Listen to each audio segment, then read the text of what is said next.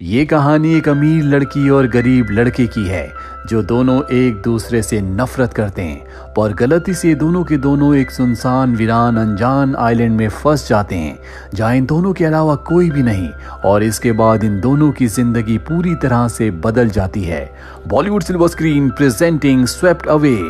कहानी की शुरुआत में हमें एम्बर नाम की एक लेडी को दिखाया जाता है जो कि बहुत बड़े बिजनेसमैन की पत्नी है।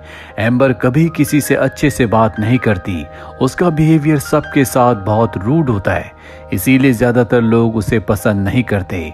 और आज एम्बर दो कपल्स के साथ इटली से ग्रीस एक क्रूज पर जा रही है जहां पर वो कुछ दिन छुट्टियां बिताना चाहती है। और अब जब इस सब के सब क्रूज के पास आते हैं तो क्रूज का स्टाफ और शिप का कैप्टन सभी का स्वागत करते हैं। शिप का कैप्टन सबसे हैंडशेक करता है, पर एम्बर जो हमेशा एटीट्यूड में रहती है वो उससे हैंडशेक किए बिना ही आगे चली जाती है, जो बात सबको अजीब लगती है। इसी शिप में काम करने वाला एक आदमी जॉर्ज, जिसे एम्बर का एटीट्यूड बिल्कुल पसंद नहीं है। जॉर्ज एम्बर का सामान लेकर उसके रूम में जाता है। एम्बर कहती है क्या यहाँ पर जिम है? जॉर्ज वहां से चला जाता और एक छोटी सी साइकिल लाता है। कहता है क्या आपका काम इससे चल सकता है? दरअसल वो एम्बर का मजाक उड़ा रहा होता है, जो बात एम्बर को बिल्कुल पसंद नहीं आती और वो कहती है कि मैं तुम्हें तुम्हारी जॉब से हटवा सकती हूँ। इसके बाद ये अगले दिन छोटी छोटी बोट से डाइविंग करने के लिए जाते हैं, पर एम्बर डाइविंग नहीं करती क्योंकि उसे पानी से बहुत डर लगता है। इसीलिए जॉर्ज से कहती है कि तुम मेरे साथ इसी बोट पर बैठे रहो। जॉर्ज को उसकी बात माननी पड़ती है और अब इस सब के सब वापस क्रूज में शिप में आ जाते हैं जहां पर सब के सब लंच कर रहे होते हैं। लेकिन एम्बर को खाना बिल्कुल पसंद नहीं आता। वो जॉर्ज से कहती है कि खाना ठंडा है, इसे गर्म करके लाओ। जॉर्ज को इस बात पर बहुत गुस्सा आता है क्योंकि सब के सब खाना बड़े प्यार से खा रहे होते हैं। उसके मन में आता है कि सारा का सारा खाना वो एम्बर के सर पर डाल दे और उसे पानी में फेंक दे, पर वो ऐसा नहीं कर सकता क्योंकि उसे पता है कि अगर उसने ऐसा किया तो एम्बर न सिर्फ उसे उसकी जॉब से निकलवा देगी बल्कि उसके ऊपर केस भी कर देगी। इसीलिए वो चुपचाप खाना गर्म करवा कर ले आता है। इन्हें अब क्रूज पर कुछ दिन बीत चुके हैं और अब एक दिन एम्बर कहती है कि मुझे फिशिंग के लिए जाना है। जॉर्ज उसे समझाता है कि फिशिंग के लिए यहाँ से दूर जाना होगा और मौसम खराब होने वाला है, इसीलिए हमें फिशिंग के लिए नहीं जाना चाहिए। लेकिन एम्बर कभी किसी की बात नहीं सुनती, इसीलिए जॉर्ज को मजबूरी में उसे एक मोटर बोट पर यहाँ से दूर ले जाना पड़ता है जहाँ पर ये फिशिंग कर सकते हैं। जल्दी ये उस जगह पर पहुँच जाते हैं जहाँ पर बहुत सारी फिश इन्हें मिल सकती है, लेकिन उस जगह पहुँचते ही इनकी एयर मोटर बोट अपने आप ही बंद हो जाती है।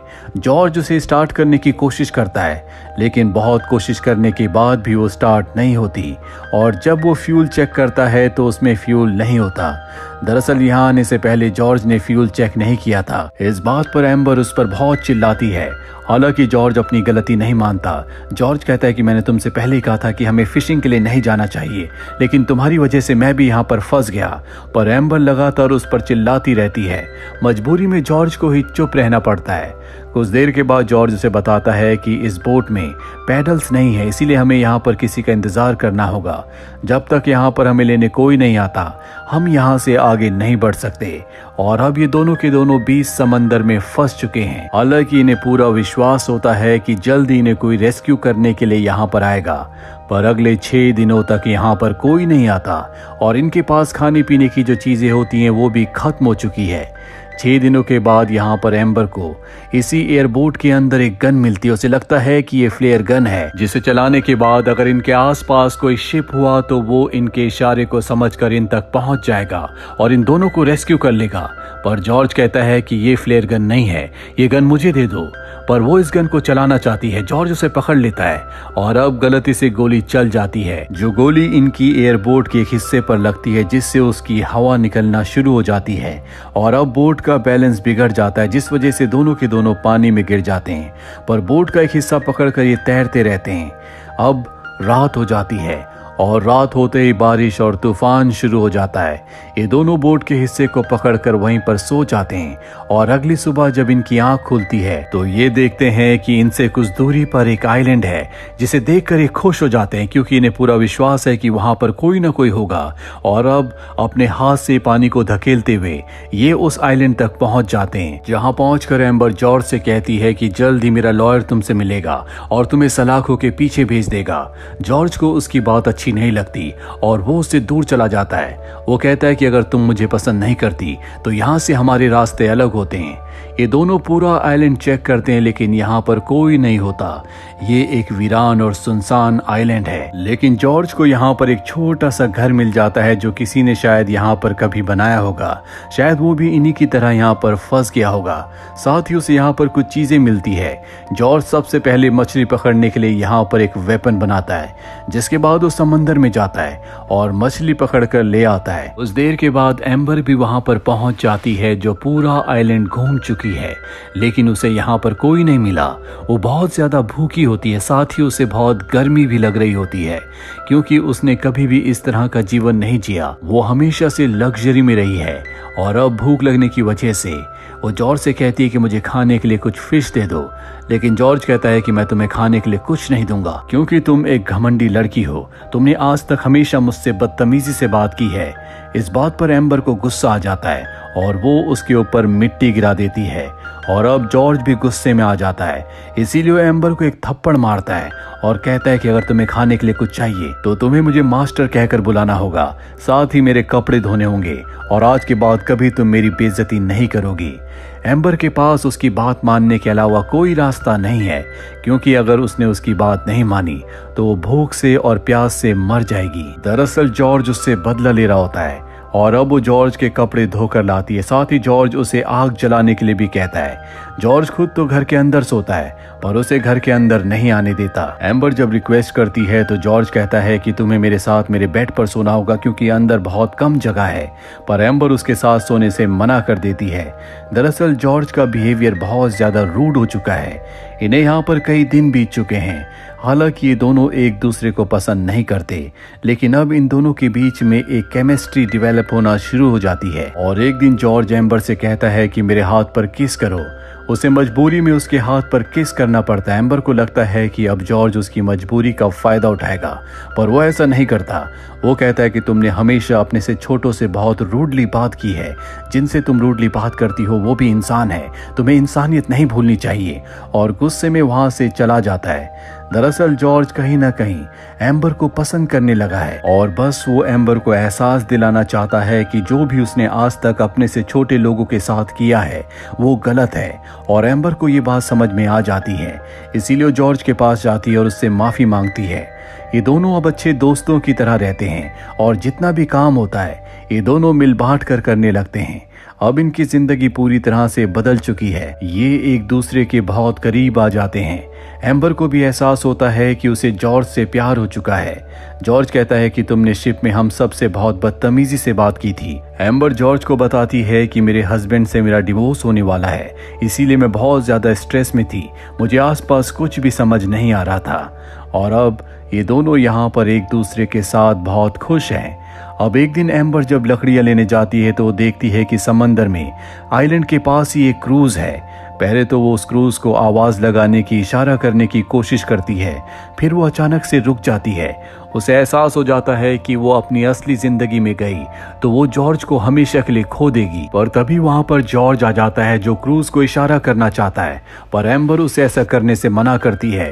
वो कहती है कि अगर हम यहाँ से गए तो हम दोनों हमेशा के लिए अलग हो जाएंगे। मैं तुम्हारे साथ यहाँ पर खुश हूँ और मैं हमेशा यहाँ तुम्हारे साथ रहना चाहती हूँ।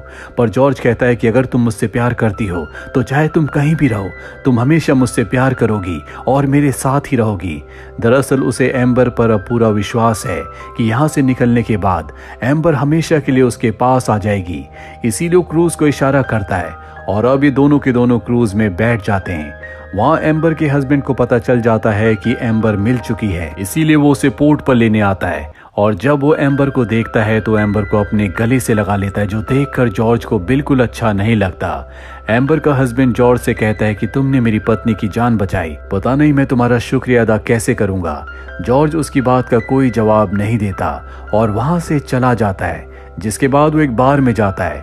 तभी वहां पर एक आदमी आता है जिसके हाथ में एक पैसों से भरा बैग होता है। दरअसल एम्बर के हस्बैंड ने ये इनाम जॉर्ज के लिए भेजा होता है, पर जॉर्ज इन पैसों को लेने से मना कर देता है। पर वो आदमी जबरदस्ती वहां पर बैग छोड़कर चला जाता है। जिसके बाद जब वो उस बैग को खोलता है तो देखता है कि उसके अंदर पैसे हैं और अब वो पैसे लौटाने जा रहा होता है। तभी रास्ते में उसे एक ज्वेलरी शॉप दिखती है जहाँ पर बहुत अच्छी और एक्सपेंसिव रिंग्स होती है। जॉर्ज उन पैसों से एम्बर के लिए एक रिंग ले लेता है क्योंकि उसने फैसला कर लिया है कि वो अब एम्बर से शादी करेगा और हमेशा उसी के साथ रहेगा। इसीलिए एम्बर को कॉल करता है और उसे बताता है कि मैं तुम्हें बहुत मिस करता हूँ।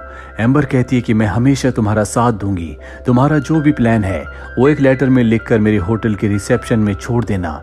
लेटर मेरे नाम पर ही लिखना जो मैं रिसीव कर लूंगी। और अब वो ऐसे ही करता है। वो एम्बर के नाम एक लेटर लिखता है जिसमें वो लिखता है कि मैं तुमसे शादी करना चाहता हूँ। हम हमेशा के लिए यहाँ से लंदन चले जाएंगे जहाँ पर हम एक जिंदगी की नई शुरुआत करेंगे। जैसे ही तुम्हें लेटर मिले तुम पोर्ट पर आ जाना, मैं वहाँ पर तुम्हारा इंतजार करूंगा। जॉर्ज उस लेटर को रिसेप्शन पर छोड़कर आ जाता है, पर एम्बर से पहले उसका हस्बैंड रिसेप्शन पर आ जाता है जो उस लेटर को देख लेता है। और अब उस लेटर को पढ़ने के बाद उसे सब कुछ समझ में आ जाता है कि एम्बर और जॉर्ज के बीच में क्या चल रहा है। इसीलिए होटल के अपने कमरे में जाता और एम्बर से कहता है कि आज ही हमें न्यूयॉर्क जाना होगा। हालांकि एम्बर यहाँ पर जॉर्ज के लेटर का इंतजार कर रही होती है, लेकिन उसे अपने हस्बैंड की बात माननी पड़ती है। और जब वो हेलीकॉप्टर में बैठती है तो वहां पर एक लड़का आता है जो एम्बर से कहता है कि आपके लिए एक लेटर आया है। उसका हस्बैंड उसे वो लेटर देता है और जब वो उस लेटर को पढ़ती है तो उसे पता चलता है कि ये जॉर्ज का लेटर है। इस लेटर में लिखा होता है कि मैं तुमसे प्यार नहीं करता। आइलैंड में जो कुछ हुआ वो सिर्फ एक टाइम पास था, वो उस वक्त की डिमांड थी और अब तुम्हारा रास्ता अलग और मेरा रास्ता अलग। इस लेटर को पढ़ने के बाद एम्बर का दिल टूट जाता है। दरअसल ये लेटर जॉर्ज का नहीं बल्कि जॉर्ज का लेटर उसके हस्बैंड ने अपने पास रख लिया होता है और ये लेटर उसके हस्बैंड ने लिखा होता है ताकि जॉर्ज और एम्बर हमेशा के लिए अलग हो जाएं। वहीं जॉर्ज को पता चल जाता है कि एम्बर यहाँ से हमेशा के लिए न्यूयॉर्क जा रही है, इसीलिए भागकर वो उसके पास आता है। पर इससे पहले कि वो उस तक पहुंच पाता उसका हेलीकॉप्टर यहाँ से उड़ जाता है। जॉर्ज उसका नाम पुकारता रहता है लेकिन उसकी आवाज एम्बर तक नहीं पहुंच पाती और जो रिंग उसने एम्बर के लिए ली थी वो एम्बर की तरफ फेंकता है, पर वो रिंग समंदर के पानी में गिर जाती है और इस तरह से दोनों एक दूसरे से अलग हो जाते हैं। ये दोनों जो एक दूसरे से बहुत प्यार करते हैं। एम्बर को लगता है कि जॉर्ज ने उसे धोखा दिया, वहीं जॉर्ज को लगता है कि एम्बर ने उसके लेटर का रिप्लाई नहीं किया, ना ही वो पोर्ट पर आई और अब पूरी जिंदगी इन्हें इसी मिसअंडरस्टैंडिंग के साथ जीना होगा। आपको क्या लगता है, क्या एम्बर और जॉर्ज कभी मिल पाएंगे? कमेंट बॉक्स में जरूर लिखें। उम्मीद करते हैं कि ये कहानी आपको पसंद आई होगी।